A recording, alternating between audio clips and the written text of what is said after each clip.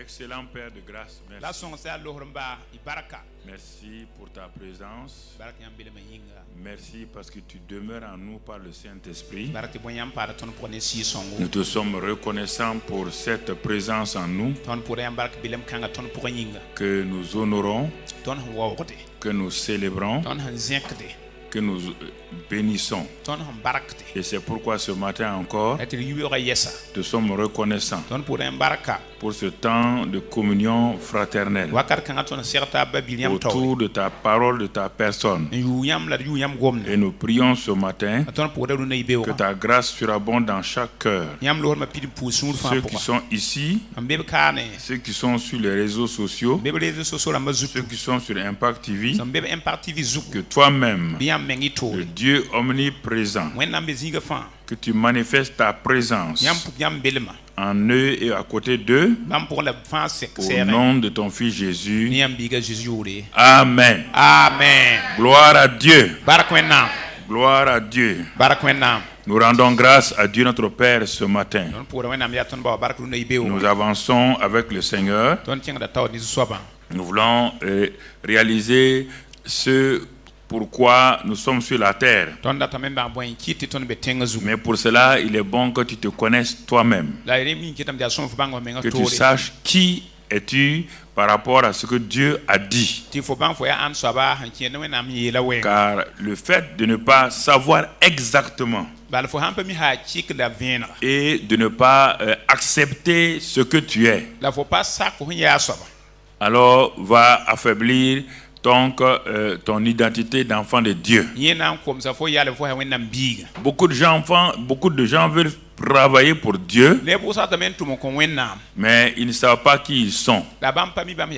Et ce manque de connaissance d'identité fait que les gens sont limités. Et tôt ou tard, ils seront frustrés. Il n'y a rien de plus frustrant qu'un jeune lion. Le lion est censé être le roi de la brousse. Il est né lion. C'est un lionceau qui a grandi simplement au milieu de plusieurs chèvres et moutons. Et ayant grandi là-bas, ne connaissant pas sa nature, parce qu'il n'est pas en relation avec sa mère ou avec cette maman-là,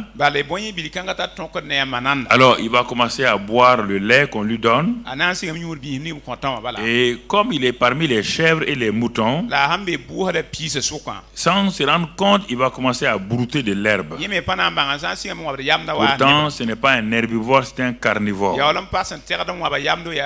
Mais l'ignorance de son identité va le conduire à vouloir bêler comme les moutons. Parce qu'il est lion, mais il n'a pas été éclairé sur sa nature.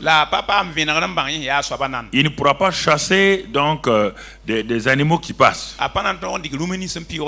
Et les chèvres deviennent ses sœurs. Il est au milieu de ces chèvres-là. Il saute avec eux. Il gambade avec eux. Et les chèvres n'ont pas peur de lui. Tout cela est dû à quoi? Il est toujours lion. Il est né lion. Il est en train de grandir au milieu de lions.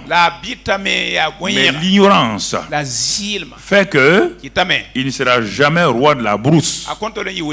Il sera simplement un lion chèvre, donc dans une bergerie, et il ne pourra rien faire. Il en est de même sur le plan spirituel. Lorsque nous ne savons pas, c'est vrai que je continue à le lion. Le lion a une force. C'est vrai par rapport aux chèvres. Même s'il a grandi parmi les chèvres, arrivé à un moment donné, il a une force. Avec un coup de patte, il peut détruire tout ennemi qui vient contre le troupeau de chèvres. Il est plus fort que 15-20 chèvres. Mais ça s'arrête là-bas. Il en est de même lorsque nous devenons chrétiens. le fait de ne pas savoir qui nous sommes, frères et sœurs, et de faire les choses peut nous nuire, peut nous créer des difficultés. Et nous avons vu beaucoup de choses que nous pouvons faire et que nous devons faire. Donc, c'est quelque temps, nous revenons pour savoir la nouvelle création. Qu'est-ce qu'elle est au juste? Le fait de rappeler ça à plusieurs d'entre nous et d'amener ça à la connaissance de ceux qui ne le savent pas. Et même ceux qui croyaient l'avoir compris. Ça va nous aider à avancer. Mon frère, ma soeur, la nouvelle création est la maison et le temple de Dieu. Et il faut bien comprendre ces deux notions. Ces deux notions sont importantes. Ces deux notions sont importantes. Si on ne comprend pas ces deux notions-là, alors mon frère, ma soeur, tu vas tourner en rond. Par la vie chrétienne, ce ne sont pas des activités. Ce n'est même pas les prières. Ce ne sont pas ce que je suis en train de faire. Tout commence par la révélation de qui je suis en Christ. C'est l'élément important. Si on enlève ça, il n'y a même pas de vie chrétienne. Il y a une religion comme les autres religions. Alors, c'est pourquoi en revisant, en voyant toutes ces choses-là, ça va encore t'amener à être établi sur des paroles certaines. Comme Luc l'a dit dans son évangile, et il dit mon ami Théophile, j'ai fait une enquête afin que tu saches avec certitude que ta foi n'est pas basée sur des histoires. Et c'est la même chose que je fais avec vous. Parce que les gens ont des problèmes, ils ont des exaucements, mais ils ont des difficultés, ils n'arrivent pas à s'entendre, ils n'arrivent pas à vivre dans la paix. Parce qu'ils ne savent pas en réalité ce qu'ils sont en Christ. Ou bien ils ont entendu des messages. Christ en nous, ils ont entendu. Mais ils ne savent pas de quoi il s'agit. Et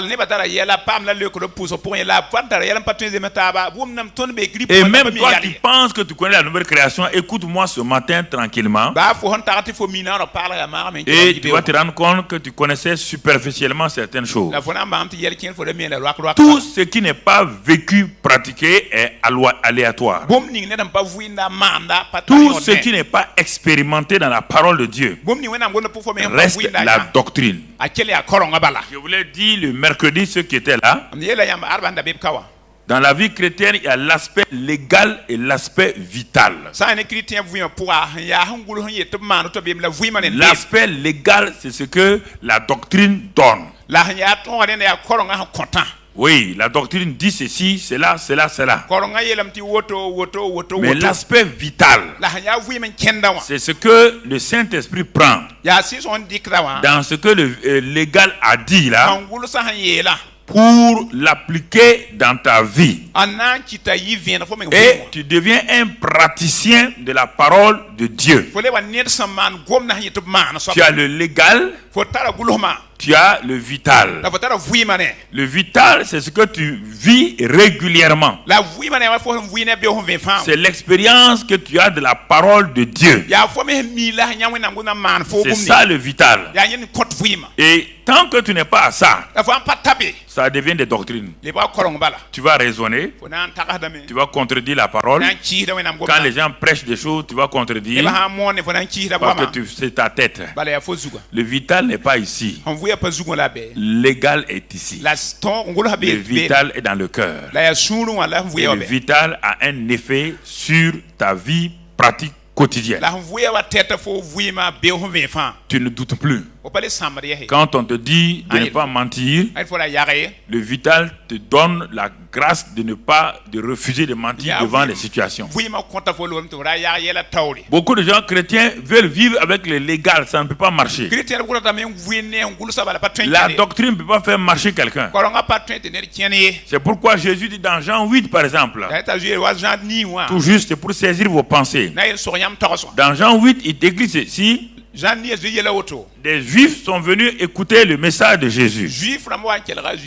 Quand ils l'ont écouté, ils ont été convaincus que cet homme-là est réellement le Messie. Mais ils ont été convaincus à quel niveau? Ils ont été convaincus au niveau mental, au niveau intellectuel. Et la Bible dit qu'ils ont cru en lui. Alors Jésus, sachant que ce qu'ils ont reçu là ne peut pas les faire marcher dans la victoire, ne peut pas les conduire, Jésus va ajouter quelque chose d'important. Il dit: c'est bien que vous avez cru, mais maintenant il faut que vous demeurez dans ma parole. Le fait que vous avez entendu la parole n'est pas suffisant. Il faut demeurer là-dedans. Il faut vous enraciner là-dedans. Il faut vous nourrir de cette parole régulièrement. Et quand vous allez faire ça, vous allez passer à une autre dimension. Vous passez de croyants et vous devenez disciples. Donc des gens qui ont décidé, ayant eu la révélation de la parole, ayant eu la révélation des Écritures, ayant vu la volonté de Dieu par les Écritures, ils décident eux-mêmes de se soumettre à la discipline de Christ. Ça, c'est le deuxième niveau. Vous passez de croyant, disciple. Il dit à ce niveau-là, quand vous allez être un disciple, et parce que maintenant la parole a assailli tout votre être, la parole a entré en vous, vous allez découvrir un troisième niveau. Il dit la connaissance, vous allez connaître la vérité. Donc vous voyez, vous passez à la connaissance. Et dans la connaissance, dans le mot connaissance, il y a 5 éléments. Il y a le premier, le gnosis, que les gens ont, les clubs ésotériques ont le gnosis. Et ensuite, après le gnosis, il y a le ginosko. Ginosko, c'est une connaissance qui vient de ce que quelqu'un t'a donné, une révélation, une parole, une compréhension, comme on le fait à l'école. Troisième niveau, c'est le épiginosko. Épiginosko, tu vois un peu plus profondément. Tu as une révélation de ce que la personne a dit. Quatrième niveau, tu vas aller maintenant, mon frère, à épignosis. Épignosis, c'est la connaissance parfaite, la connaissance profonde. C'est ça qui transforme les gens. Il est écrit dans 2 Pierre 1 par exemple, que quand tu as cette connaissance épignosis, la paix et donc la joie se multiplie dans ta vie. Et la grâce du moins se multiplie dans ta vie. Tu es sauvé par grâce. Mais si tu restes là-bas, tu ne vas jamais vaincre. Mais lorsque la connaissance épignosis vient, il dit cette connaissance épignosis là va multiplier la paix et la grâce. Et elle va continuer à faire quoi? Le verset 3, 4 dit maintenant, elle va te communiquer. Et tu vas savoir que la divine puissance t'a donné tout ce qui contribue à la vie et à la piété. Et brusquement, tu deviens conscient que tu es participant de la nature divine. Ça, c'est le épignosis qui donne ça. Ce n'est pas la connaissance gnosis, ce n'est pas la connaissance ginosko, ce n'est pas la connaissance épiginosko, c'est la connaissance connaissance épignosis. C'est le dernier élément de la connaissance. Selon la Bible. Parce que malheureusement, en français, on dit tout connaissance, c'est faux. On dit connaissance, c'est faux. Dans le langage que Jésus utilisait, il utilisait ginosko, il utilisait gnoxis. Quand il s'agit des choses gnoxis, il utilisait le épiginosko. Mais quand toi tu assignes, tu dis connaissance. De quelle connaissance il s'agit? La dernière chose, c'est le aido. Mon frère, ma soeur, c'est une connaissance intuitive. Tu réalises, tu ne sais pas pourquoi, mais tu réalises cette connaissance-là, elle t'est communiquée par le Saint-Esprit dans les choses, certaines choses. Alors, frères et sœurs, donc vous voyez la vie chrétienne. Ah oui, je suis chrétien. Même j'ai le Saint-Esprit. Ça ne suffit pas. Ça n'a pas affecté ta vie. Tu n'es pas passé de connaissance en connaissance. Tu n'es pas passé de connaissance en connaissance. C'est ça que la Bible dit. Et c'est la connaissance épignosis là. C'est la connaissance centrale. Ce chrétien-là, mon frère, ma soeur, il comprend les choses de Dieu. Il a la connaissance de Dieu lui-même. Et il réalise que la puissance divine lui a tout donné. Tout ce qui contribue à la vie et à la piété. Il n'a pas venu aller prier pour chercher la... Non, il sait avec certitude que la puissance divine lui a donné tout ce qui contribue à la vie et à la piété. Piété veut dire s'attacher à Dieu, l'attachement à Dieu. Alors ce chrétien-là, vous le voyez, il est libre. Il n'est plus dominé. Retournons dans Jean 8. Nous n'avons pas conscience de ton message. C'est pour tenir vos pensées. Dans Jean 8 où Jésus a dit là, vous connaîtrez la vérité là. Vous voyez bien? Il dit d'abord, vous avez cru. Première connaissance, vous avez cru. Vous avez cru mentalement. Oh, je crois en Jésus. Il est formidable. Mais demeurez dans ma parole. Quand vous allez demeurer dans ma parole, vous aurez un autre niveau de connaissance. Et cette connaissance que vous aurez de la vérité, la connaissance expérimentale de la vérité, va vous conduire à un troisième niveau qu'on appelle l'affranchissement, la liberté. Et les disciples ont dit à Jésus, du moins ces juifs ont dit à Jésus, mais Seigneur, nous sommes esclaves de personnes. Jésus dit voilà, c'est ça le problème des croyants. Voici des croyants qui disent qu'ils croient en Jésus et ils disent qu'ils sont esclaves de personnes. Jésus dit, mais si quelqu'un marche dans le péché, il est esclave du péché. Il n'y a que le Fils qui peut l'affranchir. C'est la connaissance du Fils là qui a affranchi les gens. Et c'est même Jean à qui Jésus a dit cela. On continue. Ils ont commencé une discussion avec Jésus. Et à la fin, Jésus s'arrête. Dit à ces croyants-là, vous avez pour père le diable. Pas des païens, hein? Des croyants. Des croyants. Ils n'ont pas progressé. Ils ne veulent pas progresser. Ils veulent une croyance générale. Nous croyons en Dieu. Nous croyons qu'il y a un seul Dieu. Même les démons croient ça. Ils n'ont pas progressé. Et quand ta vie chrétienne reste à ces genres de connaissances ginosco, comme dans Jean 8 là, si ta vie reste là-bas, tu ne vas pas progresser. C'est le Saint-Esprit et la parole. Quand tu plonges tes regards, comme Jacques le dit, dans la loi parfaite, la loi de la liberté, on appelle la Bible la loi parfaite, la loi de la liberté. Quand tu plonges ton regard dans ce miroir-là, qui a même la parole de liberté, il est dit, tu es transformé de gloire en gloire. C'est pas la prière, hein? C'est la parole qui transforme. Si tu vas prier et tu n'utilises pas le miroir, il n'y aura pas de transformation. Donc vous voyez, c'est pourquoi j'ai commencé à donner depuis 2 ou 3 mois la prière en esprit, la louange.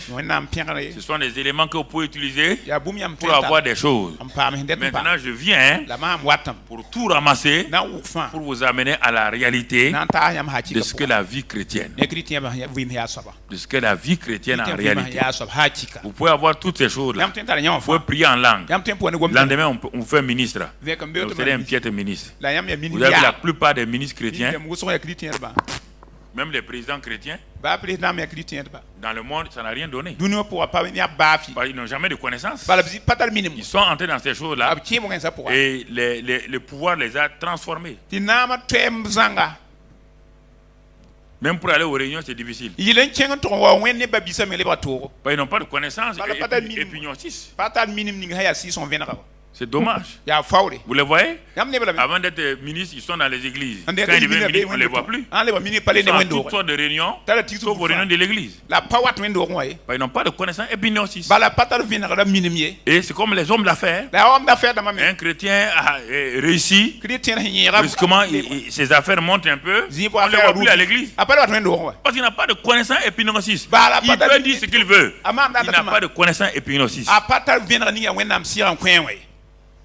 Il peut avancer tous les arguments. Tous les arguments. Il n'a pas de connaissance épignosis. Il a connaissance gynosco. Des choses qu'il lui donne. Ça lui donne des choses. Il a des bénéfices. C'est fini. Mais il n'a pas la connaissance exacte de Dieu. Il n'aime pas Dieu. Il bénéficie des choses que Dieu donne. Regarde ta vie. Tu n'aimes pas Dieu. Tu aimes les choses que Dieu donne.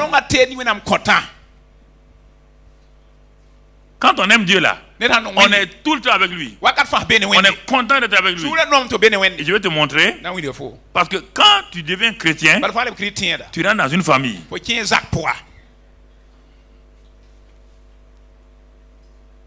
Tu rentres dans une famille.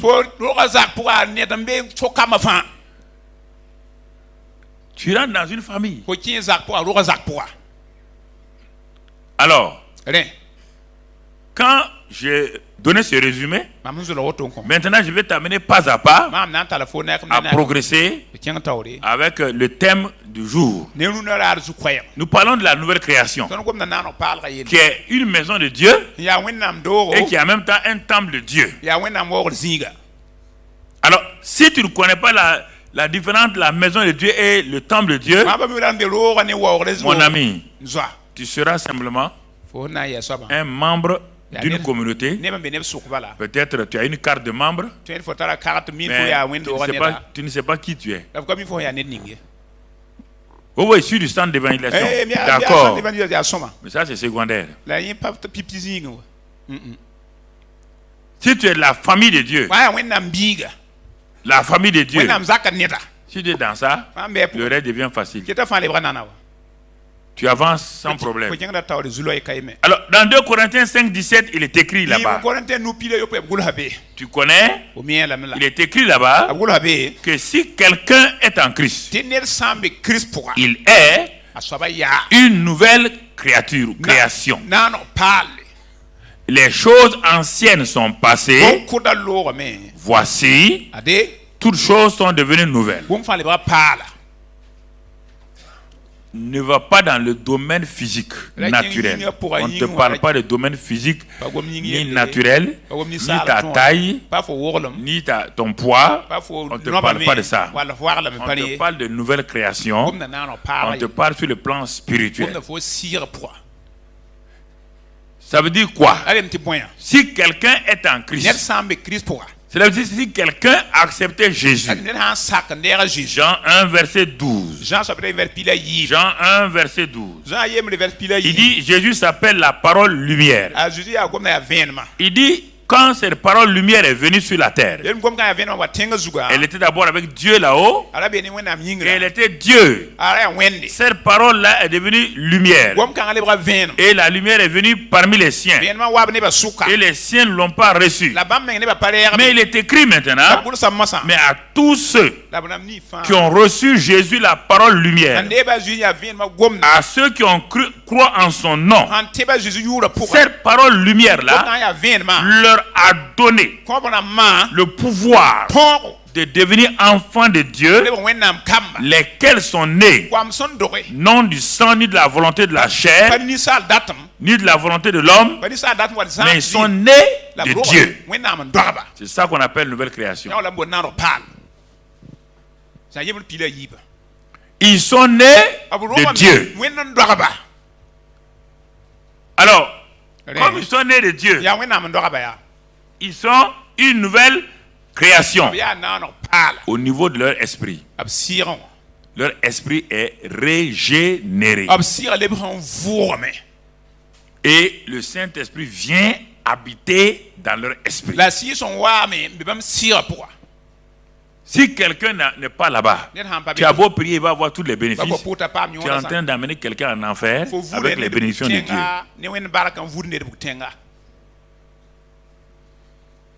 Premier élément, c'est ça. Tu comprends?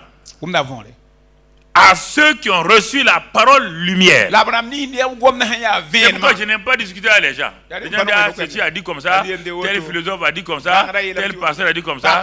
Moi, mon ami, c'est ici. Ce n'est pas un pasteur qui m'a converti, c'est la parole. Je m'appuie sur ça. Je ne veux rien entendre. L'autre a dit comme ça, ce n'est pas mon problème. Va voir sa vie. Va voir sa vie. Si sa vie, quelqu'un qui ne croit pas la parole, s'il peut bien vivre la vie chrétienne, va voir sa vie. Tu sauras si les chrétiens ou pas. Il y a beaucoup de disputes, il y a beaucoup de philosophes chrétiens. Beaucoup de philosophie chrétienne. Sociologie chrétienne. Ils savent discuter. À tous ceux qui ont reçu Christ, tous ceux qui ont cru en son nom, qu'il est mort à la croix de Calvaire, qu'il a pris leur péché, que leur vieil homme a été crucifié avec lui, qu'ils ont été ensevelis avec lui, leur âme est allée dans le séjour des morts avec lui, et qui sont ressuscités en nouveauté de vie avec lui. Dieu dit ils sont nouvelle création, ils sont justifiés, ils sont la justice de Dieu. Voici où la vie chrétienne commence. Sans ça là, tu peux prier, tu vas avoir des bénéfices. Tu peux prier, avoir des milliards. Tu peux prier, avoir des maisons. Tu peux prier, guérir des malades. Mais il n'y aura rien. Rien. Bah, tu ne connais pas Christ. La nouvelle création, c'est la base pour... Si tu ne crois pas, un docteur de la loi est venu trouver Jésus, un juif. Il y a des choses, il faut méditer sérieusement. Un juif sérieux appelé Nicodème, docteur.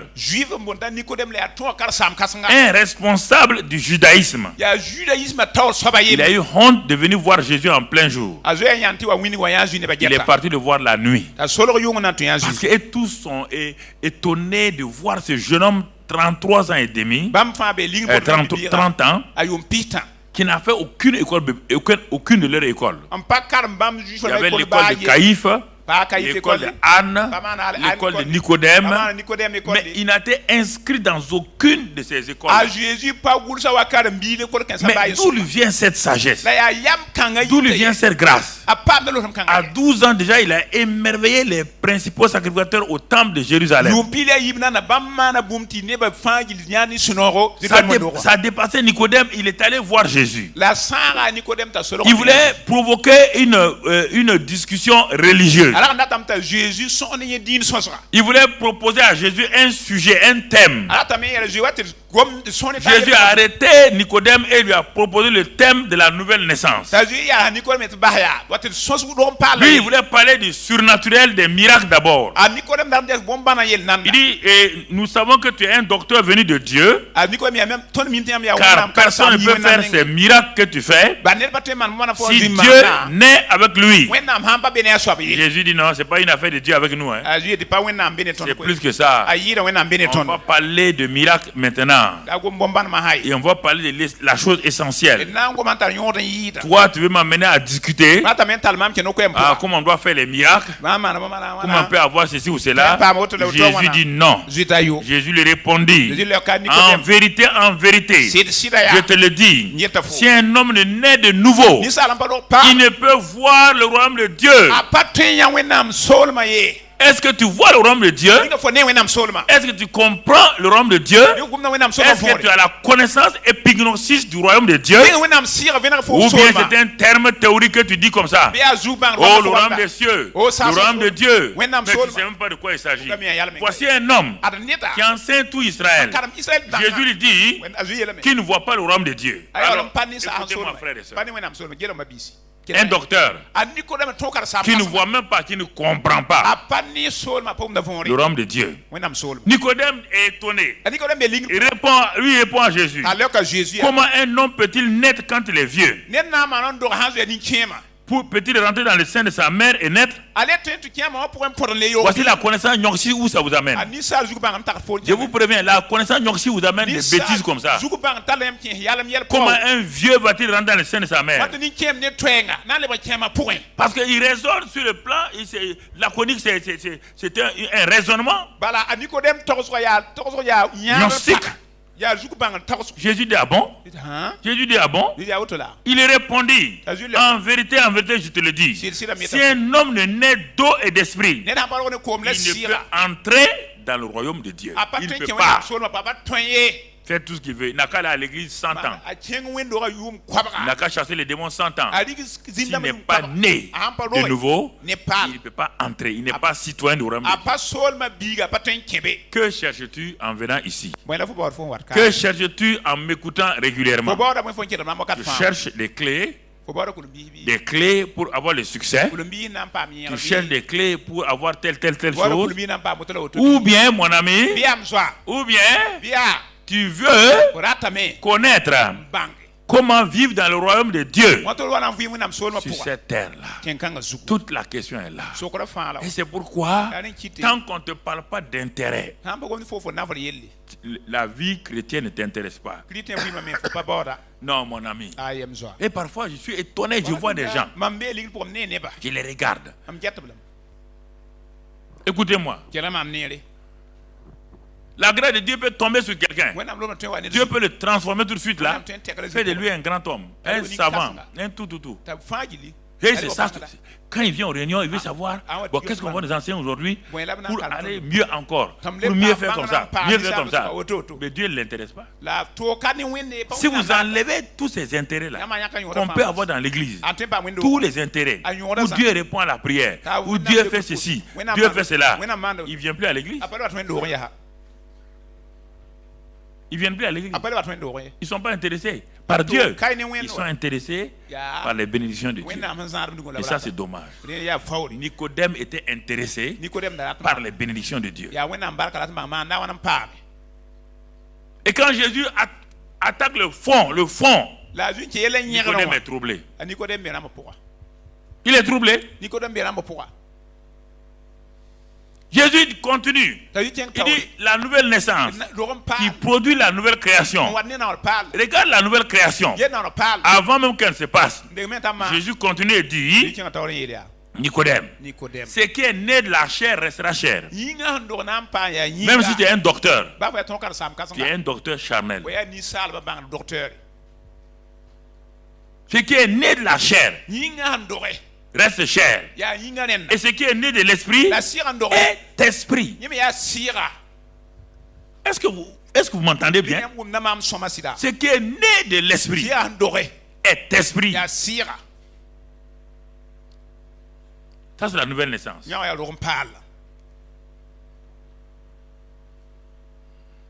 Et Jésus lui dit, Nicodème dit, comment cela peut-il se faire? Voici un homme qui enseigne tout Israël. Jésus lui dit, tu es le docteur d'Israël et tu ne sais pas ces choses. C'est le même principe que je suis en train de prendre pour vous enseigner. Je suis en train de vous conduire comme Jésus a connu Nicodème. Je vous ai parlé de choses simples. Maintenant, j'arrive aux choses importantes. Et regarde bien ce que Jésus dit. En vérité, je te le dis. Nous disons ce que nous savons. Jésus dit, nous disons ce que nous savons. Que toi tu sais. Nous disons ce que nous savons. Et nous rendons témoignage de ce que nous avons vu. Qu'est-ce que toi tu as vu? Depuis que tu es chrétien, qu'est-ce que tu as vu? Je ne parle pas de vision des anges, je ne parle pas de ça. Troisième chose, et vous ne recevez pas notre témoignage. Et Jésus dit, si cette vie chrétienne élémentaire là, si tu ne crois pas à ça, si vous ne croyez pas quand je vous parle des choses terrestres, comment croirez-vous quand je vous parlerai des choses célestes? C'est pourquoi j'ai commencé à vous parler des choses terrestres. Les choses que vous pouvez faire. Parler en langue. Louer Dieu. Et on a des témoignages. Des gens sont bénis. Des gens sont guéris. Maintenant, je vais vous parler des choses célestes. C'est ça qui est important. Il dit, mais si déjà vous ne maîtrisez pas les choses terrestres, les choses quotidiennes, comment voulez-vous maîtriser les choses qui font tourner le royaume des cieux?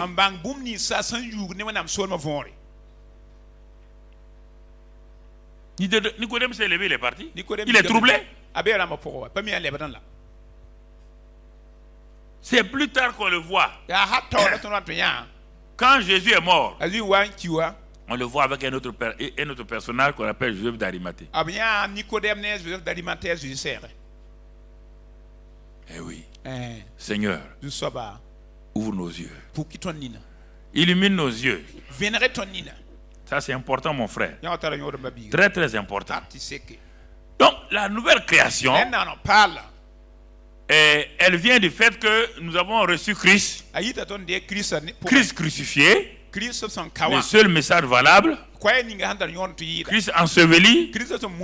Christ étant dans le séjour des morts. Et Christ ressuscité. La Bible dit que si Christ n'est pas ressuscité, tout ce que nous croyons est vain.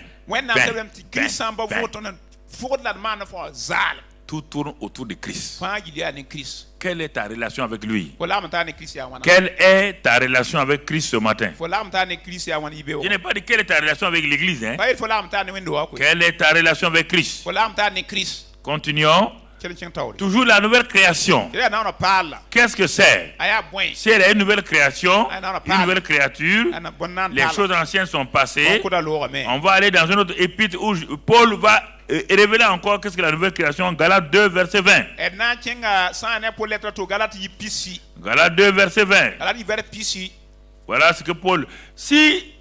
Paul a passé son temps à dire ça aux gens, c'est que pour comprendre ça là, ce n'est pas aussi simple que ça, que c'est pourquoi il répétait ça aux Galates, aux Corinthiens, il répétait les mêmes choses. Pourquoi? Galates 2:20.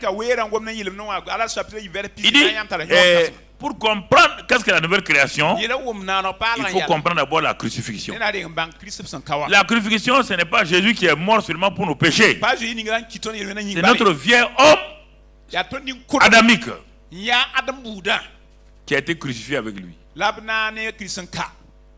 Oh Seigneur. C'est ça qu'il dit ici. Il dit, mais si vous parlez des choses terrestres, vous ne comprenez pas. Quand il veut parler des choses célestes, comment vous allez comprendre? Jésus n'a pas développé. Il a laissé ça à quelqu'un d'autre. Et ce quelqu'un d'autre est venu, il s'appelle Saul de Tarse. Lui dit maintenant, il dit, mais sûrement, je n'étais pas là avec vous quand Jésus enseignait. Mais quand il vous a dit certaines choses là, voici leur application. Il dit, j'ai été crucifié avec Christ. Mais Paul, on n'était pas là-bas. Il dit, voilà. C'est celui qui est né de l'esprit qui comprend ça. C'est pourquoi Nicodème ne pouvait pas comprendre que quelqu'un naît de nouveau. Et c'est pourquoi beaucoup de chrétiens disent aujourd'hui, Dieu dit, toi et moi, on n'était pas là-bas. Mais la Bible dit, les choses célestes sont comprises par ceux qui sont nés de nouveau. Et ils savent qu'ils ont été crucifiés à Christ. Donc on n'est pas dans un domaine naturel, mais dans un domaine spirituel. J'ai été crucifié à Christ. Et si je vis maintenant là, ce n'est plus moi qui vis. Ça, c'est les choses célestes. Mais pourtant, quand toi tu dis ma vie n'a pas de sens, ça veut dire que tu es charnel. Dans quelle vie? Ce n'est plus toi qui vis, c'est Christ qui vit. Toi, tu parles de ta vie. Ma vie n'a aucun sens. Ma vie, je souffre. C'est quelle vie? C'est quelle vie? Tu es dans le naturel encore. J'ai été crucifié à Christ. Et si je vis, ce n'est plus moi qui vis, c'est Christ qui vit en moi. Et si je vis encore dans la chair, je vis dans la foi. Fille de Dieu. Chose céleste. Le moyen céleste pour vivre toute cette vie-là, un nouveau mot apparaît, le mot foi. Nicodème ne comprenait pas ça. Nicodème croyait que c'est les doctrines. Non, Jésus n'a pas parlé. Il a laissé Paul venir. Quand Paul est venu, il dit on est crucifié par la foi, même si on n'était pas là-bas. C'est par la foi qu'on accepte qu'on a été crucifié. C'est par la foi qu'on accepte que Christ est en nous et qu'on vit maintenant dans la foi du Fils de Dieu. C'est comme ça. Par le raisonnement. Les raisonnements ne peuvent pas accepter ça. Pourquoi tu luttes? Tu veux raisonner avec ça. Tu ne peux pas expérimenter ça, tu n'as pas accepté. On ne peut pas t'asseoir, t'expliquer ça. Tu l'acceptes d'abord par la foi. Et tu vas voir ce qui va se passer. Toi, tu es en train de lutter contre un péché il y a 20 ans. Tu es en train de lutter contre il y a 30 ans. On ne lutte pas. On dit, ce n'est plus moi qui vis, c'est Christ qui vit. Réfléchis. Ce n'est plus moi, c'est Christ.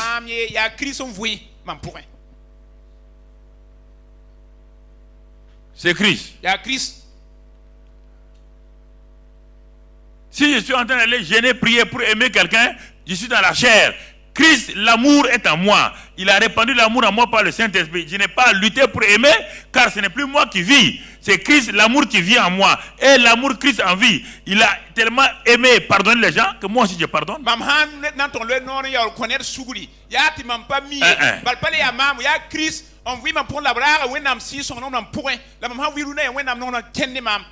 je regarde beaucoup de gens, je vois qu'ils n'ont pas compris la vie chrétienne. C'est pourquoi ils murmurent. Ils murmurent ici, ils murmurent là. Moi, je continue ma route. Je n'ai pas le temps à perdre de temps pour l'expliquer. Ils n'écoutent pas ce qu'on dit. Ce n'est plus moi qui vis, c'est Christ qui vit. Tu veux qu'il fasse quoi? Tu n'as pas accepté ça. On ne peut pas avancer. Tu vas avancer comment? Personne ne peut te faire avancer. Personne. Mon ami, il y a des choses que vous devez comprendre. Que vous acceptez, vous marchez. Et quand vous marchez avec ça, la vie chrétienne devient facile. Ce n'est plus moi, c'est Christ. Le jour que j'ai compris ça, on dirait un voile qui a été ôté de mon visage. Je luttais comme toi. Je jeûnais, je priais. Mais rien, chaque semaine, c'est les mêmes problèmes, les mêmes défaites, les mêmes découragements. Et je me disais, mais ça c'est grave. Mais on ne peut pas vivre la vie chrétienne. Dieu me dit, tu as dit la bonne parole. Aucun homme ne peut vivre la vie chrétienne. La vie chrétienne est vécue par Dieu en toi. Ça a mis fin à mes luttes. Ça a mis fin à mes luttes. Un homme peut-il vivre la vie de Dieu? Alors, C'est Dieu qui vient vivre sa vie en toi. Ce n'est plus moi, c'est Christ. Voilà tous les secrets. Ce n'est plus moi, c'est Christ. Tout le temps, devant n'importe quelle situation, ce n'est plus moi, c'est Christ. Ce n'est plus moi, c'est Christ. Ce n'est plus moi, c'est Christ. Tu vois mon frère, 1 Corinthiens 6, 17 dit que celui qui s'attache au Seigneur est avec lui un seul esprit. Voici la nouvelle création. Tu es avec lui un seul esprit. Avec lui un seul esprit. Tu comprends? Un jeune homme qui était dans un service. Son patron l'a appelé. Il dit, bon, nous vraiment tu travailles bien. Mais on veut te proposer à un poste supérieur là. Mais il faut que tu sois dans nos clubs. Tu t'inscris dans nos clubs là. Et puis on va t'élever. Et tu ne m'as dit que lui, les chrétiens. Il dit, ok, bon, tu ne seras jamais élevé. Tu ne seras jamais élevé. Et je ne m'a dit, il n'y a pas de problème. Il est parti. Parti voir son pasteur. Le pasteur a dit, ah bon? Il a dit quoi? Que tu ne seras pas élevé. Il dit, mon fils, ensuite on va parler. Maintenant, Seigneur, tu vois cet homme-là qui a défié ton fils, et il t'a défié. Maintenant, Seigneur, tu règles le cas de ce patron-là au nom de Jésus. Écoutez-moi, je vous donne des témoins réels. Ce n'est pas amusement. Et au bout de quelques jours, la direction générale qui est dans la capitale, ils ont pris une décision de bouger le patron là, de le ramener au siège. Quand ils l'ont ramené au siège, on a nommé à sa place le jeune chrétien. C'est pas fini. C'est pas fini. Dieu a de l'humour. Quand on a nommé le jeune chrétien là, quelques mois plus tard, on réaffecte son ancien patron dans là où il était. Qui est chef maintenant? C'est ça. Tu vois ici, 2 Pierre 1,4 nous dit que nous sommes participants de la... Quand on est une nouvelle création, on est participants de la nature divine. Bon, je voulais insister sur cette partie-là. Que la nouvelle création, là, c'est ce qui est important que tu comprennes d'abord. Tu es une nouvelle création, mais dans l'ignorance. Tu es une nouvelle création, mais tu ne sais pas que c'est Christ qui vit en toi. Et tu es en train de lutter régulièrement, de te poser des questions régulièrement. Mais pourquoi ceci? C'est-à-dire que le raisonnement, cette connaissance du raisonnement là, ça détruit les chrétiens. Parce qu'ils ne lisent pas suffisamment la Bible pour avoir la révélation. Ils lisent la Bible pour calmer leur conscience. On te dit que le secret de la vie est dans ce livre-là. Mais tu dois méditer ce livre-là. Il dit à Josué, si tu veux réussir, ne sois pas complexé parce que Moïse était un grand homme. Non. Ne sois pas complexé, Moïse a ouvert la mer rouge. Non. Dieu dit à Josué, et je vous le répète à vous tous, il dit Josué, ça veut dire que vous tous qui êtes là, vous êtes dans la position de Josué. Dieu dit, si tu veux voir le succès, si tu veux voir la victoire dans chaque aspect de ta vie, dans ton entreprise, dans ta famille, il dit que cette parole-là ne s'éloigne point de ta bouche. Médite-le jour et nuit pour agir fidèlement selon ce qui est écrit. C'est alors que tu auras du succès dans tes entreprises. C'est alors que tu réussiras. Est-ce qu'on a parlé de prière?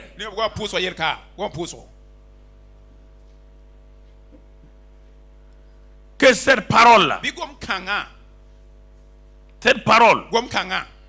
surtout le Nouveau Testament, Lis le Nouveau Testament. Quand tu as fini de lire le Nouveau Testament, va au livre des Proverbes. Quand tu as lu le Nouveau Testament, va lire un peu le livre des Proverbes. Le livre des Proverbes est un livre pratique pour savoir comment on agit avec la sagesse, l'intelligence et tout, comment les clés. Mais si tu ne connais pas le Nouveau Testament, le livre des Proverbes sera inutile pour toi.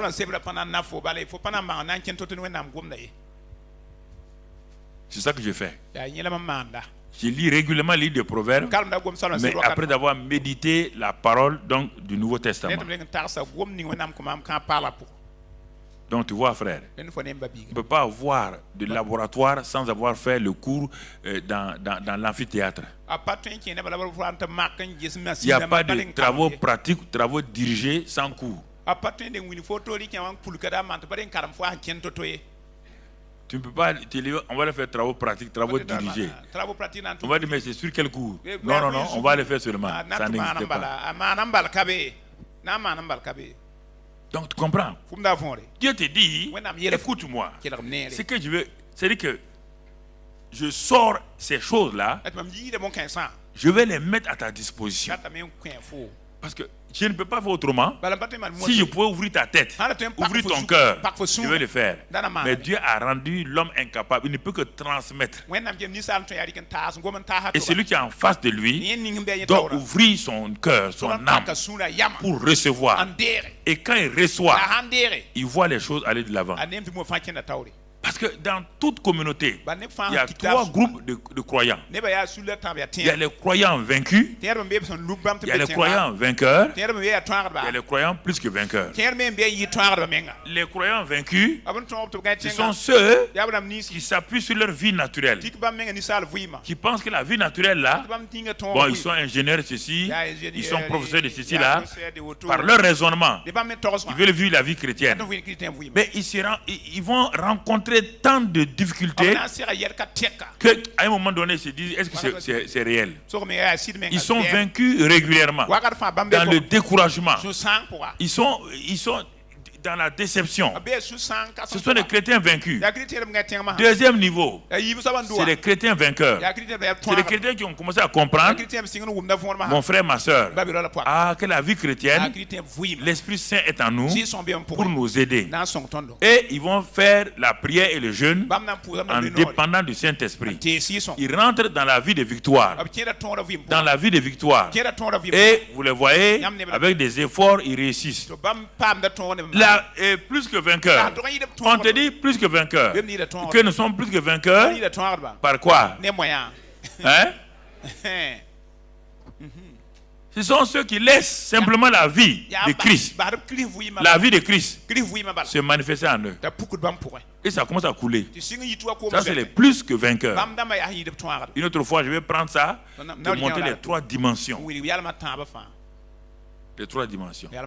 Donc, plein de chrétiens sont des vaincus. C'est pas parce qu'ils ne sont pas chrétiens, mais ils ne savent pas comment opérer. Ils ne savent pas. Ils pensent qu'on doit faire comme ça. Ils pensent qu'on doit faire comme ça. Chaque fois que tu les vois, ils ont une nouveauté. Une nouveauté. Ce n'est pas les nouveautés. Dieu n'a pas besoin de nouveautés. Quelle nouveauté tu vas donner à Dieu? Non.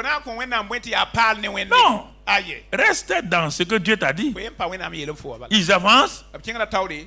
3 mois, ils ont une nouveauté. Ils laissent ce qu'ils faisaient là, ils s'en vont. Mais 3 mois plus tard, ils reviennent en arrière. Ils n'ont pas bougé. Pourquoi? La vie chrétienne, il est dit, elle est dirigée par le Saint-Esprit qui est en nous. Si on grandit dans la connaissance de Dieu. Donc tu vois mon frère, maintenant que nous avons vu ça, maintenant que je sais que je suis une nouvelle création, je suis un enfant de Dieu, je suis citoyen du royaume des cieux, il faut que cela soit clair, net en moi, sans aucun doute. Et j'ai expérimenté cela. Le Saint-Esprit a témoigné à mon esprit que je suis un enfant de Dieu. Et je le sais. Et je marche dans cette certitude-là. Alors, même dans ce premier niveau-là, quand j'ai compris ces choses-là, je vais découvrir maintenant, comme on a dit ce matin-là, le thème-là. Premièrement, je vais découvrir une chose, que je suis maison de Dieu. Ah, ça c'est quelle chose? Alors, pour savoir qu'est-ce qu'une maison de Dieu, il faut qu'on parte pour la première mention de cette expression-là dans la Bible. Quand tu veux comprendre la Bible, il faut retourner à la première mention de tout principe ou de toute chose dans la Bible. Pour la première fois où le nom, ou le mot, l'expression maison de Dieu a été prononcée, il faut chercher ça pour retourner là-bas. Tout, si c'est la sanctification, retourne où la première fois, c'est l'original là, qui va te conduire maintenant. Si toi tu prends des applications là-bas, sans avoir vécu l'original, tu vas te tromper. Où la première fois ça a été mentionné dans Genèse 28. Personne ne savait ce que c'était. Et tu vas voir que ce qu'on appelle, parce que si tu vas plus loin, tu vas croire que la maison de Dieu là, c'est ce bâtiment là. Tu vas te faire une erreur. Donc retournons pour voir ce que quelqu'un a appelé maison de Dieu. Genèse 28 verset 16. C'est Jacob, il dormait. Et puis Dieu lui a apparu en songe. Dieu lui a parlé. Je reviens sur le verset 16 d'abord. Jacob s'éveilla de son sommeil. Et il dit, certainement, l'Éternel est en ce lieu.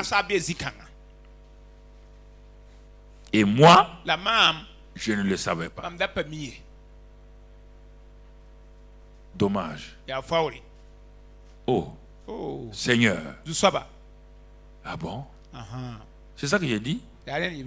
Jésus dit à Nicodème, mais on ne peut pas entrer dans le royaume sans cette connaissance. Voici un homme qui est ignorant. Il s'appelle Jacob. Et il a une grande destinée. Oh Dieu, aide-moi à les aider. Une grande destinée. Dieu a déterminé toute sa destinée. Depuis le sein de sa mère, Dieu a parlé à sa mère. Son père l'a béni. 2. Maintenant, Dieu même vient en personne. Oh Dieu, aide-moi à les aider. Dieu vient en personne. Si tu comprends ça, si tu saisis, si tu laisses le Saint-Esprit te parler, Dieu vient lui parler. Parce que le gars est trop actif. On ne peut pas le saisir. Quand Dieu veut lui parler, il échappe à Dieu. Comme beaucoup d'entre vous, vous échappez à Dieu par votre activisme. Vous allez là, vous allez là, vous allez là. Dieu a choisi un moyen, le sommeil. Quand le gars dormait, Dieu lui donne un songe. Et le songe est tellement clair. Dieu donne tous les détails. Mais pourtant cet homme l'était un homme vaincu. Un homme dans la défaite. Un homme qui courait pour aller se réfugier loin. Écoute-moi là où tu es aujourd'hui. Tu peux être dans cette situation difficile. Cette situation de défaite. Mais j'ai une parole pour toi ce matin. J'ai une parole pour toi ce matin. Tu ne peux pas terminer ta vie dans l'échec et dans la défaite. Tu n'es pas né pour finir mal. Tu es né pour finir bien. Tu es né pour... Oh, écoutez-moi frère. Écoutez-moi ce matin. Dieu est frustré. Il lui parle. Et le gars se réveille. Tu ramènes le verset 16. Il se réveille de son sommeil. Et il dit, certainement, l'Éternel est en ce lieu. Qui est en ce lieu? l'Éternel, le Dieu sans limite. Quand le Dieu sans limite est avec toi, ta vie devient sans limite. Hey. Tu passes de la limitation à l'illimitation. Quand le Dieu éternel est avec toi, il s'appelle El Shaddai. Tout devient suffisant dans ta vie.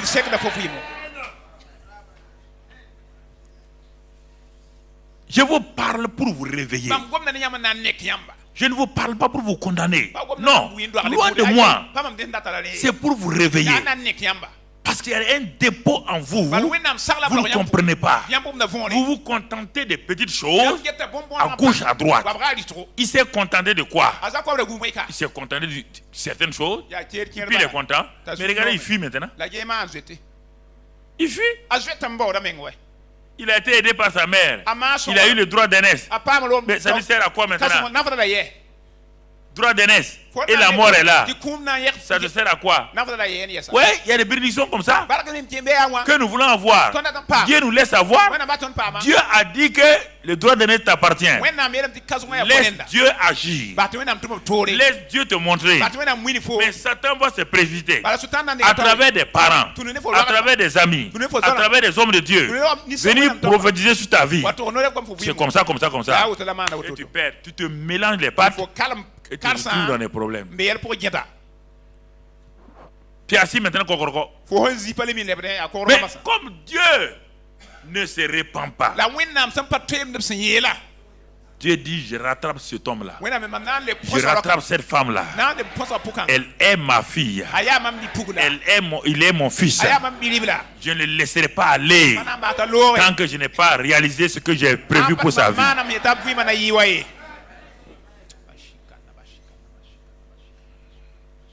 Il dit l'Éternel en ce lieu. Et moi, je ne le savais pas. Il est dans quel lieu? Ah? On regarde. Jacob, c'est où? Ce bâtiment à étage? Jacob dit non. C'est où? Un palais? Jacob dit non. C'est une bicoque? Non. Il est dans quel lieu, Jacob? Dans ce lieu-là. Quel lieu? Mais ici, là? Tu penses que Dieu est ici? Tu penses que Dieu est en toi? Ah. Toi aussi, tu n'exagères pas? Dieu est ici. Dans ce lieu-là? Jacob, tu as regardé? Regardez, c'est du sable. C'est des arbustes. Dieu est ici. Il dit, mais oui. Dieu est en ce lieu. C'est même chose avec Moïse. Un buisson. Dieu dit, je suis là. Ah non. Dieu, c'est toi qui es dans ce buisson-là. Oui. Dieu est dans un buisson. Dieu est dans ce lieu-là. Et ce Dieu-là ne peut pas être en toi. Il n'est pas en toi. Mais est-ce que Dieu a besoin d'une maison faite par les mains d'hommes? Qui t'a créé? Il t'a créé pour quoi? Il t'a créé pour venir vivre en toi. Mais Adam et Ève l'ont empêché. Mais une autre expression va sortir. Retournons toujours avec Jacob. Écoutez, que le Saint-Esprit circoncise vos oreilles ce matin au nom de Jésus. Et moi, je ne le savais pas. Mais si tu ne le sais pas, maintenant, brusquement, il a eu la révélation. D'abord, il a eu peur. Il dit que ce lieu est redoutable. Là où il y a Dieu, mon frère, c'est toujours. Si ce lieu est redoutable, tu ne saisis pas. Jacob dit, ce lieu qui est redoutable là, il y avait des armes là-bas. Il y avait quelque chose de spécial. Il est redoutable à cause de quoi? Dieu est en toi, tu es redoutable, oui ou non? Non, mais écoutez, ce lieu est. Donc là où il y a Dieu, cet endroit est quoi? Si quand Dieu est dans le buisson, ce buisson était quoi? Quand Dieu est en toi, tu es quoi? Mais pourquoi vous ne croyez pas ça?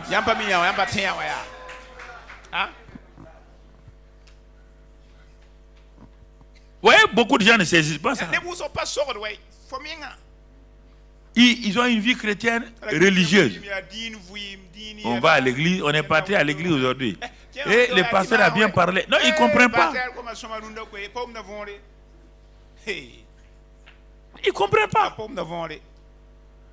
Que je leur révèle leur propre vie. Il dit c'est lui est redoutable. Et puis il dit maintenant, c'est pas quelqu'un qui est-ce que quelqu'un l'a enseigné. C'est ici la maison de quoi? C'est quelle connaissance? Nyongsis? Ginosco? C'est quelle connaissance? Brusquement, un homme charnel, il s'appelle Jacob.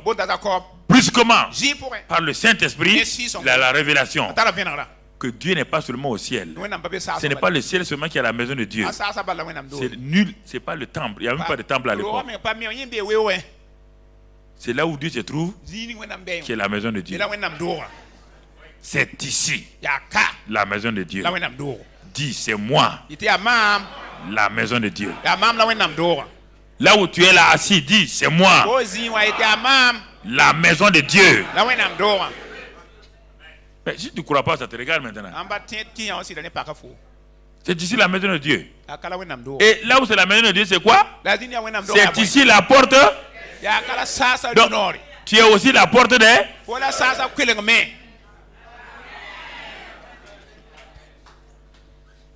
Écoutez très bien. Si vous arrivez à saisir un tant soit peu ça, là, mais vous allez réaliser que peut-être vous avez perdu beaucoup de temps.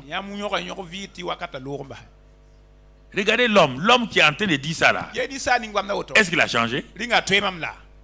Est-ce qu'il est dans la victoire? Il est en train de faire quoi? Si Dieu se révèle à un fuyard. Non, écoutez-moi. Si vous devenez chrétien là, même si vous n'avez pas tout compris là, ne vous méprisez pas. Dès le moment où vous devenez enfant de Dieu là, ne vous méprisez pas. Vous êtes important aux yeux de Dieu. Mais vous pouvez faire beaucoup d'erreurs qui vont vous retarder. C'est ça qui est le problème. Dieu prévoit que cet homme là, voilà ce qu'il a prévu pour lui. Hein? Dieu a prévu que Joseph va régner sur ses frères. Joseph est parti dire à ses frères. Ses frères ont bouleversé tout le chemin. Mais est-ce qu'ils ont pu bouleverser le but? Est-ce que c'est le chemin que Joseph devait prendre? Est-ce que les frères vont aider Dieu à faire la volonté de Dieu? Est-ce que Dieu a besoin qu'on mette Joseph dans un puits pour l'amener? Les gens croient que c'est la manière qu'on Dieu. Non, ça c'est mon frère, ça c'est pas Dieu. Hein? Pas Joseph a vendu son secret à ses frères. Et ses frères ont dit, il ne régnera pas sur nous. Voici notre plan pour le tuer. Dieu était obligé, malgré les plans de ses frères là, dans le plan de ses frères, Dieu a mis son propre plan pour les sortir. Dans tes plans mélangés, tordus là, Dieu va mettre ses plans pour te sortir. Il va te montrer que lui est plus sage que toi. Vous comprenez? C'est la même chose avec Jacob. C'est la même chose avec toi et moi. Il ne renonce pas, hein? Il ne renonce pas à ses projets pour toi. Parce que Dieu connaît la fin avant le commencement. Quand il dit oui là, maintenant le chemin peut être long. Dieu a prévu que normalement en 11 jours, il devait quitter l'Égypte pour être en Israël. Ils ont mis 40 ans. C'est Dieu qui a fait ça. Ils ont mis 40 ans. Mais ils ne sont pas arrivés. Ils sont arrivés. Et tu arriveras aussi. J'ai dit que tu arriveras. Alléluia. Personne ne peut t'empêcher. Aucun obstacle ne t'empêchera. Au nom de Christ Jésus. Croyez ça. Nous sommes dans les choses importantes. Tu dois prier en langue. Tu dois louer Dieu. Tu dois faire ces choses-là. Mais n'oublie pas qui tu es. Celui qui prie là, c'est la nouvelle création. Celui qui est en train de louer là, c'est la nouvelle création. Celui qui est en train de proclamer là, c'est la nouvelle création. En qui Dieu habite. Tu dois marcher avec fierté. Parce que tu es enfant, tu es prince de Dieu. Non. Faut arrêter de vous mépriser. Parfois, je prends le message durement pour vous amener, parce que si je ne saisis pas vos pensées, vous ne comprenez pas d'abord. Tu n'as pas dit à un pasteur de conduire son peuple dans la défaite, jamais. Je balaye des choses pour vous amener dans la réalité. C'est ici la maison de Dieu. Dans la maison de Dieu, c'est un lieu redoutable. C'est la porte des cieux. C'est là où Dieu est présent. Bon, si c'est ça, mon frère, ma soeur, et regardons toi-même maintenant. Qu'est-ce que la maison de Dieu, tu vois, non? Donc toi, tu es la maison de Dieu. C'est-à-dire, Dieu est où? Mais si tu ne le savais pas, accepte ça aujourd'hui pour une fois pour toutes. Accepte ça aujourd'hui une fois pour toutes. N'aie pas peur des gens. N'aie pas peur des gens. C'est important que tu comprennes ça. L'Éternel est en toi. Tu es la maison de Dieu, mon frère. Mais cette maison de Dieu là, il y avait un mur, il y avait des briques, il y avait un bâtiment. Maison de Dieu ne veut pas dire quelque chose de physique. Si Jacob a pu dire ce lieu est la maison de Dieu, et toi tu as été créé par Dieu, toi tu vaux mieux que ce lieu là. Dès le moment où tu as accepté Jésus, tu es devenu la maison de qui? Tu es devenu la maison de Dieu. Tu es un lieu redoutable. Mais tu ne sais pas ça. C'est pourquoi tu laisses les petits démons de... Tu laisses les petits démons à te fatiguer. Mais dis-leur. Est-ce que vous pouvez venir vivre avec mon père, avec moi? Vous ne savez pas parler aux démons. On dit de les chasser au nom de Jésus. Dis-le que tu ne vivras pas ici avec mon Dieu en moi. Allez, ouf. Au nom de Christ Jésus. Ne viens pas. Ça, c'est le temple de Dieu. Mais tu as peur de dire ça. Satan est venu encore. Il est venu faire quoi? Il est venu faire quoi? C'est pas tu le laisses faire. Tu le laisses faire. C'est la maison de Dieu. Dieu est là-bas. C'est la porte des cieux. Une porte, c'est quoi? C'est un moyen d'accès. Oui ou non? Pour entrer, pour sortir. Jacob dit, ah bon? C'est la porte des cieux. Hein? J'ai vu les anges faire quoi? Monter et descendre. Monter, descendre. Descendre, monter. Monter, descendre. Jésus a dit, dans Jean 1,51, il dit, désormais, vous verrez le ciel ouvert. Jacob a eu son ciel ouvert. Jésus a eu son ciel ouvert. Les 120 ont eu le ciel ouvert. Tu as ton ciel ouvert. Et là où le ciel est ouvert, le surnaturel de Dieu tombe sur toi. Le surnaturel de Dieu vient sur toi. La gloire de Dieu tombe sur toi. La puissance de Dieu tombe sur toi. L'amour de Dieu vient sur toi. Alléluia. Amen.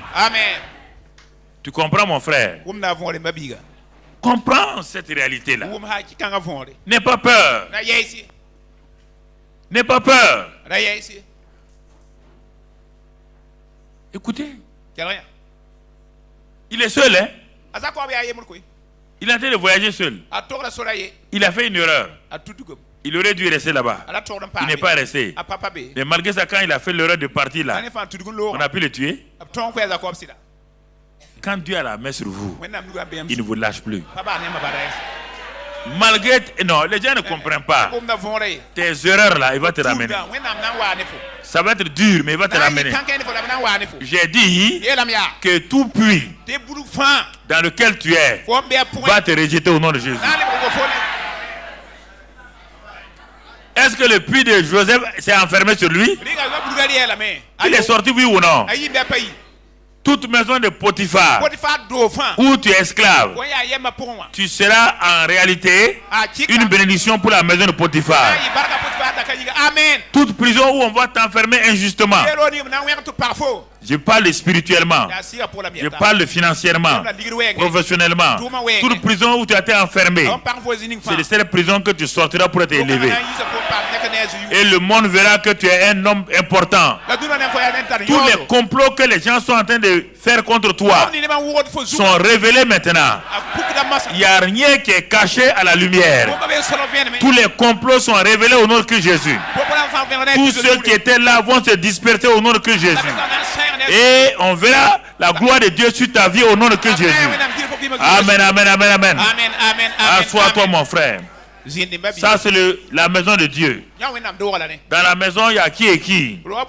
Les parents et les enfants. C'est un lieu d'intimité. C'est un lieu de partage. C'est un lieu de communion. C'est ça d'abord, la maison de Dieu. Quand tu es une maison de Dieu, Dieu habite en toi. Il est venu communier avec toi par le Saint-Esprit. Il te parle. Il te révèle ses secrets. Ça, c'est l'aspect de la maison. Maintenant, l'aspect du temple. Le temple est différent de la maison. Le temple, c'est sur le plan professionnel. La maison, c'est sur le plan communion. Le temple, c'est quoi? Mon frère, ma soeur, la Bible dit dans 1 Corinthiens 3:10, 1 Corinthiens 3:16, que nous sommes le temple de Dieu. Le temple de Dieu. Et 1 Corinthiens 6:19, il répète encore, oui bien, ne savez-vous pas que vous êtes le temple de Dieu et que l'Esprit de Dieu habite en vous? C'est cette ignorance-là qui bloque les chrétiens. Ils veulent sentir ça. Non, il ne faut pas sentir. Dès le moment où tu es converti à Christ, tu es né de nouveau, tu es la maison de Dieu, où Dieu habite. En même temps, il transforme ça en temple. Qu'est-ce que tu vas voir le temple maintenant? Il est différent de la maison. La maison, c'est la communion. Le Saint-Esprit en toi. Oh, quand tu es là, tu es content. Tu l'adores. Tu pries en langue. Tu le loues. Tu loues le Seigneur. Tu as la joie. Tu as la paix. Il te révèle des choses. Ça, c'est la maison. Le temple, là-bas, il va venir se manifester. Il est là-bas pour manifester comment tu dois opérer pour lui, comment tu dois être témoin de Christ, comment tu dois exercer le ministère. C'est pourquoi dans 2 Corinthiens 6:16, il parle de ça aussi. Il dit, vous êtes le temple de Dieu. Et les autres là sont des temples des idoles. Mais alors maintenant, regardons manifestement qu'est-ce que le temple de Dieu dans les évangiles. Matthieu 21. Matthieu 21, 12. On a vu la maison de Dieu. C'est le lieu où Dieu est. C'est la porte des cieux. C'est là où il y a le mouvement surnaturel dans ta vie, dans ta maison, partout où tu es. Cette présence de Dieu t'accompagne. Partout où tu vas, le ciel est ouvert sur toi. Tu dois être conscient de ça. Le temple, qu'est-ce que c'est? Jésus entra dans le temple de Dieu à Jérusalem. Il chassa tous ceux qui vendaient et qui achetaient dans le temple. Il renversa les tables des changeurs et les sièges de vendeurs de pigeons. Pourquoi? Oui, maintenant, là-bas, le temple là, mon frère, c'est différent de maison. Tu as ta maison d'habitation.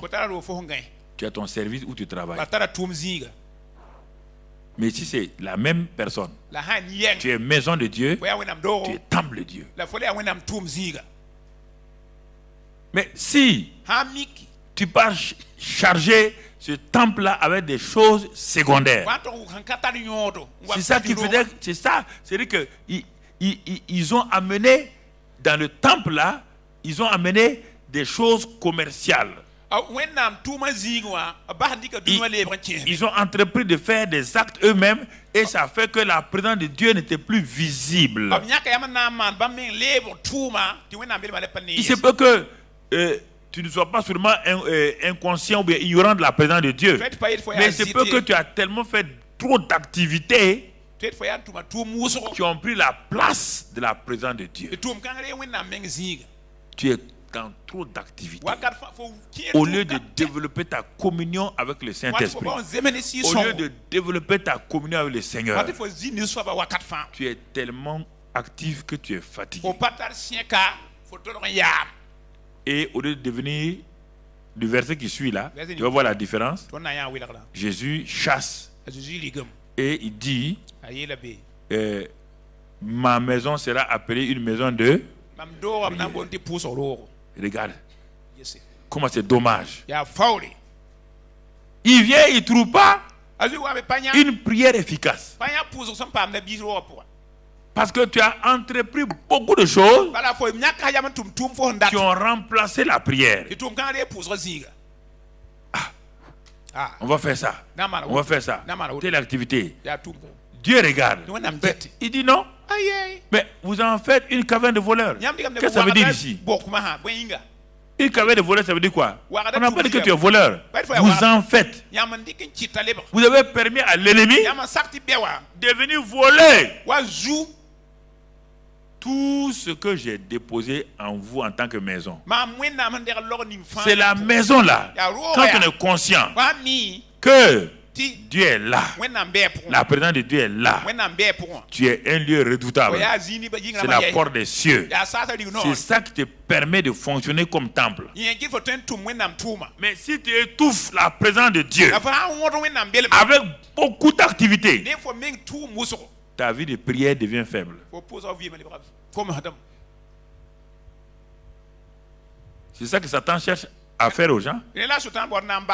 Quand tu arrives à la maison, il te dit tu es fatigué. Tu es fatigué. Il faut dire, notre Père qui est aux cieux, bénis mon mari, bénis-moi, bénis nos enfants, au nom de Jésus. Que le sang de Christ maintenant, le sang, protège notre maison. Seigneur, bonne nuit, à demain matin. Pourquoi? Parce que les tables des changeurs, on n'a pas le temps. C'est un développement. C'est-à-dire que tu as laissé beaucoup de choses venir voler ça. Jésus, en rentrant dans le temple, voulait entendre des prières. Il n'entend aucune prière. Il dit, mais vous êtes sûr? Il sort, il regarde bien. C'est bien écrit temple de Jérusalem. Il rentre.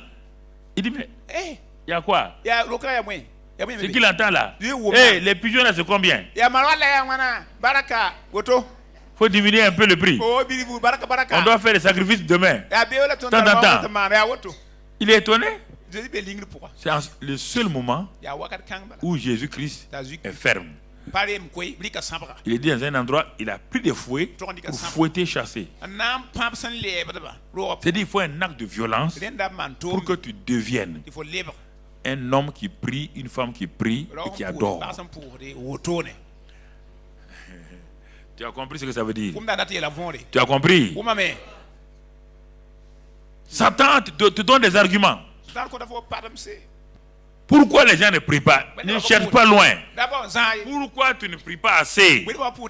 Pourquoi tu n'adores pas? Pourquoi tu ne loues pas? Pourquoi tu ne pries pas en langue? Tu vois tout ce que j'ai mis à ta début depuis 2-3 mois là. Pourquoi tu ne fais pas? Parce que tu es trop occupé. Tu as mis dans la maison de Dieu trop d'activités. Tu ne dois pas être là-bas. Tu comprends maintenant? Bon, on a parlé de louer et prier. Mais si toi tu veux prier et que la maison est surchargée, ça va aller? Voilà. Il faut savoir te discipliner. Entre ta vie de prière, ta vie d'adoration, de louange, avec ton travail. Ne laisse jamais le travail ne finira jamais. Les activités ne finiront jamais. Le jour même de ta mort, il y a travail qui peut t'empêcher de prier Dieu. Il n'y a pas d'argument. Il n'y a pas d'argument. Cette objection qu'on donne à ce raisonnement, justification qu'on donne à Dieu, là, ça ne tient pas. Jésus t'a montré, c'est le seul endroit où il a fouetté les gens. Il a fouetté. Tu comprends? Parce que s'il ne fait pas ça là, l'ennemi est rentré et a contrôlé la vie de ces gens-là. Ah non, les temps de prière sont trop longs. Il développe, mais le temps de prière est long. Mais le temps quand tu regardes la télévision n'est pas long. Des saletés que tu regardes, ça c'est pas long. Mais prier Dieu, ça c'est long. Le temple de Dieu là, la maison de Dieu là, c'est Dieu qui a agi. Le temple de Dieu, c'est toi qui dois faire des choses. C'est toi qui dois nettoyer la maison. Tu dois laisser le Saint-Esprit purifier la maison. Et c'est là qu'il dit maintenant, vous devez faire c'est une maison de prière. Tu as entendu? On dit temple, reprends ça. Tu vas voir les deux mots. Peut-être tu n'as pas fait attention, hein? Reprends le verset. Il est écrit, bon, Jésus rentre va au verset 12. Va au verset 12. Jésus entra dans où? Le temple de Dieu. Verset 13. Il leur dit, ma maison sera appelée une maison de prière. Ah? Ici, il a fait quoi? Il met les deux ensemble. Vous comprenez? Il met les deux ensemble. Une maison de Dieu est un temple. Et un temple de Dieu est une maison de prière. Donc, c'est ce que tu es. Tu es maison de Dieu, tu es temple de Dieu, tu es un lieu de prière. Si tu veux que ce que la maison contient là, le lieu est redoutable, la porte des cieux, si tu veux être en connexion avec ça permanemment, devient un temple de Dieu volontairement. Par une vie de prière normale. Prière personnelle, prière communautaire. Ne viens pas à l'église seulement le dimanche. Tu dois être là à la prière. Si tu n'aimes pas la prière, il y a quelque chose d'anormal en toi. Il y a quelque chose tu ne peux pas, il y a quelque chose d'anormal. Anormal. Tu le sais? Anormal. Anormal. Ensuite, quand il a fini, quand il a remis de l'ordre, la maison est devenue une maison de prière. Quand tu deviens une maison de prière, regarde maintenant ce à quoi tu aspirais là. Ah, moi je suis un témoin, je ne vois jamais Dieu agir dans ma vie, je ne vois jamais Dieu faire ceci, je ne vois jamais Dieu faire cela. Dieu dit, mais moi je vais faire quelque chose. Toi-même, ta vie de prière n'a pas de sens. Ta vie de prière n'a pas de sens. Tu veux que je fasse quoi? Bien que tu sois la porte des cieux, bien que tu sois un lieu redoutable, mais tu n'as pas de puissance. Tu n'as pas de puissance parce que ta vie de prière est étouffée. Et comme elle est étouffée, le Saint-Esprit n'arrive pas à agir. Mais quand il a nettoyé, regardez bien, partout où Jésus va, il fait des guérisons d'abord. Si tu as remarqué, quand c'est chez les païens là, il fait des guérisons. Partout il fait des guérisons. Mais dans le temple là, il n'a pas fait d'abord de guérison. Il a fait d'abord de nettoyage. D'abord le nettoyage. Il a enlevé les tables. Et maintenant, le verset qui suit là, regarde bien. Verset qui suit. Des aveugles et des boiteux s'approchaient de lui dans le temple et il les guérit. Ah? Mais est-ce qu'il pouvait s'approcher de lui tant qu'il y avait des tables?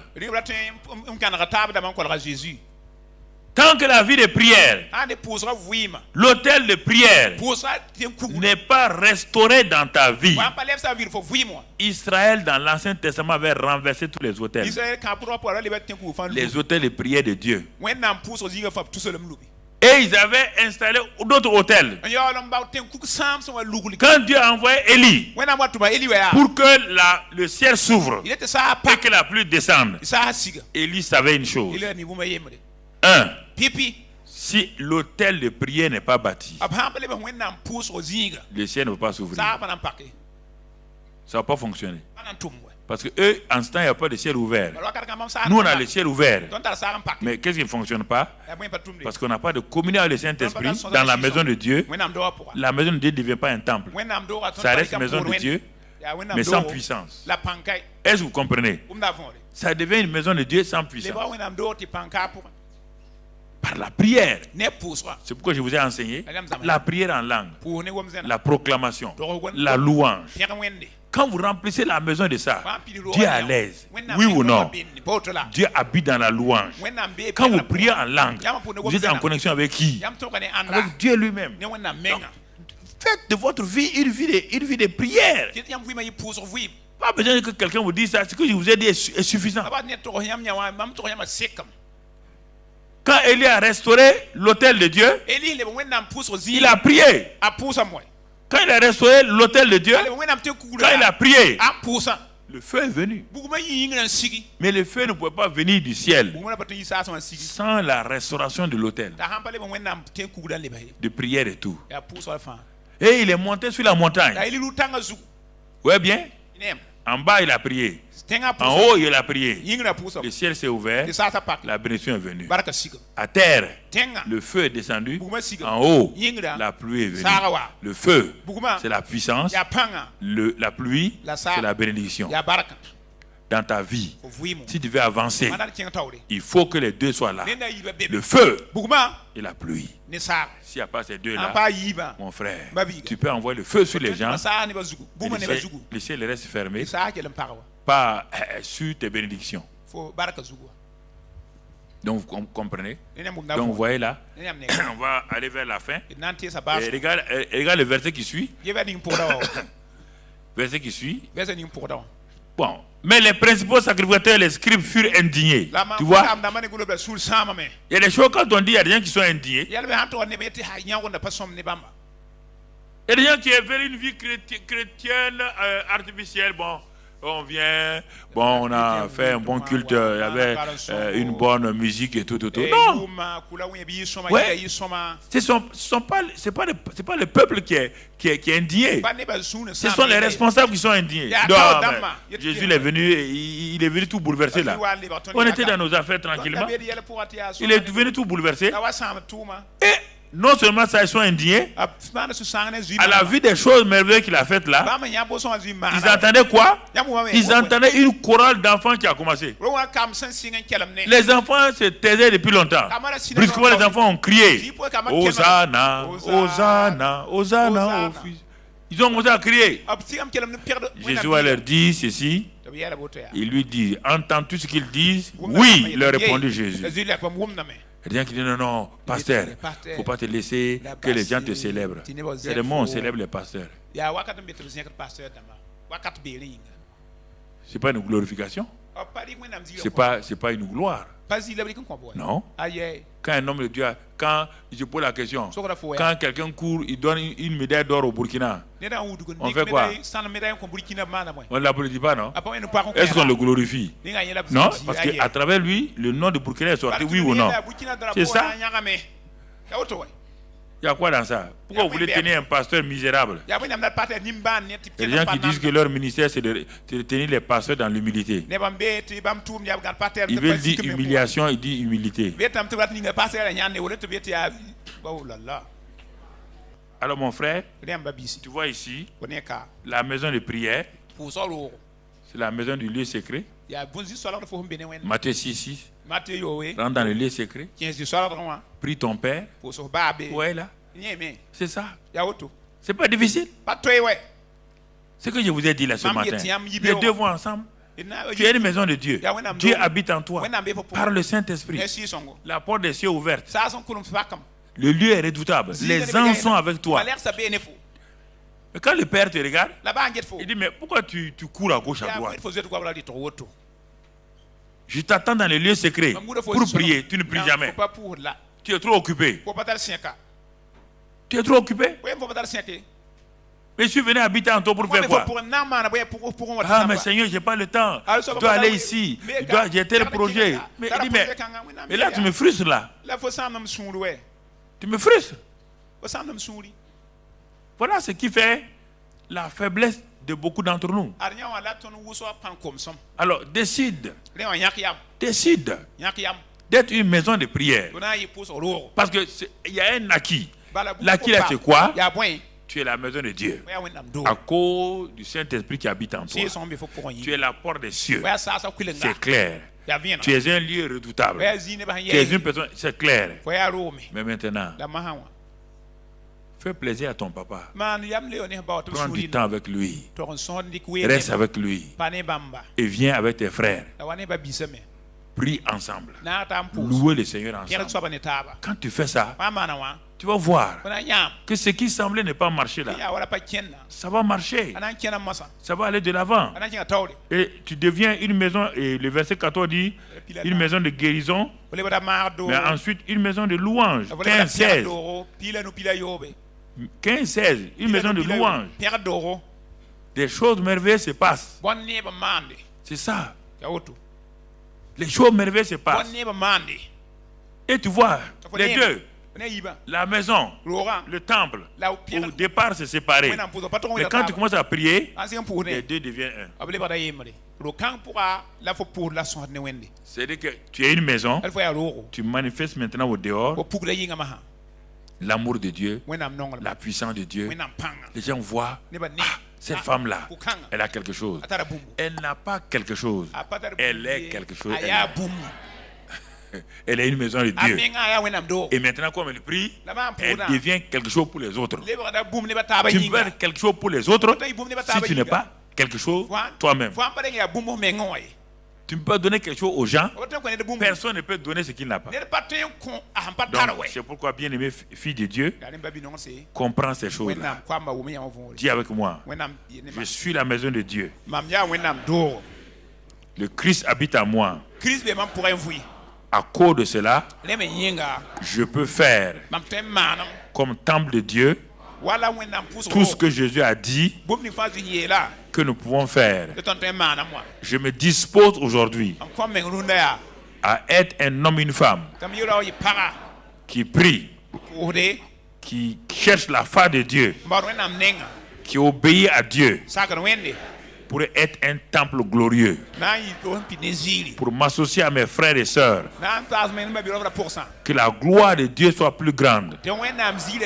Merci Seigneur. Je ne veux plus douter que je suis une maison de Dieu. Je ne veux plus douter que tu habites en moi. Je ne veux plus douter que la porte des cieux est ouverte sur moi.